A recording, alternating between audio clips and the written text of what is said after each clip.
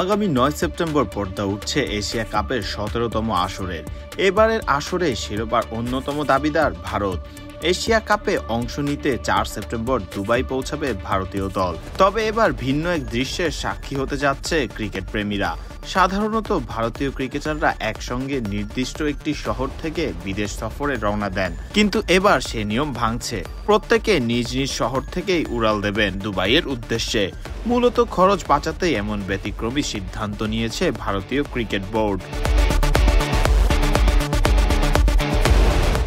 ভারতীয় ক্রিকেটে কবে শেষবার এভাবে এক একজন খেলোয়াড় আলাদা শহর থেকে গেছেন তা মনে করাও কঠিন।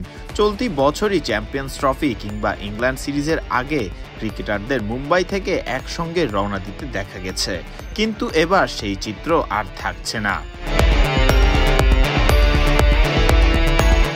জানা গিয়েছে যাতায়াতের খরচ কমাতে এই সিদ্ধান্ত নেওয়া হয়েছে।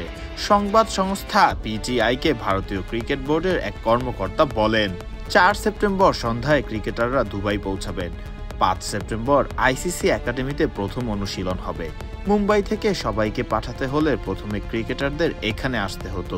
সেক্ষেত্রে খেলার সরঞ্জাম বয়ে নিয়ে যাওয়ার খরচ ও ক্রিকেটারদের টিকিটের বিমান যাত্রার খরচ দুবার করে দিতে হতো।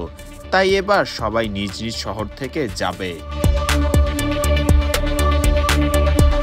এই কথা জানার পর প্রশ্ন উঠেছে, আগেও তো দুবার করে খরচ দিত বোর্ড, তাহলে এখন কেন দিতে চাইছে না তারা? এই বিষয়ে ওই কর্মকর্তা বলেন, কয়েকজন ক্রিকেটার মুম্বাই থেকে যাবে, কিন্তু সকলেই মিলে মুম্বাই এসে তারপর এখান থেকে দুবাই যাওয়ার কোনো মানে নেই।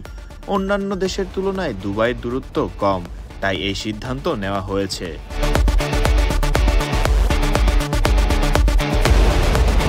এদিকে ভারতের এশিয়া কাপের দলে থাকা কয়েকজন খেলোয়াড় এখনও খেলছেন দিলীপ ট্রফিতে। অন্তত কোয়ার্টার ফাইনালের ম্যাচ খেলে তারা যোগ দেবেন জাতীয় দলে। ভারতের এশিয়া কাপ মিশন শুরু হবে ১০ সেপ্টেম্বর সংযুক্ত আরব আমিরাতের বিপক্ষে। এরপর ১৪ সেপ্টেম্বর চিরপ্রতিদ্বন্দ্বী পাকিস্তানের মুখোমুখি হবে দলটি। গ্রুপ পর্বের শেষ ম্যাচে ১৯ সেপ্টেম্বর প্রতিপক্ষ ওমান।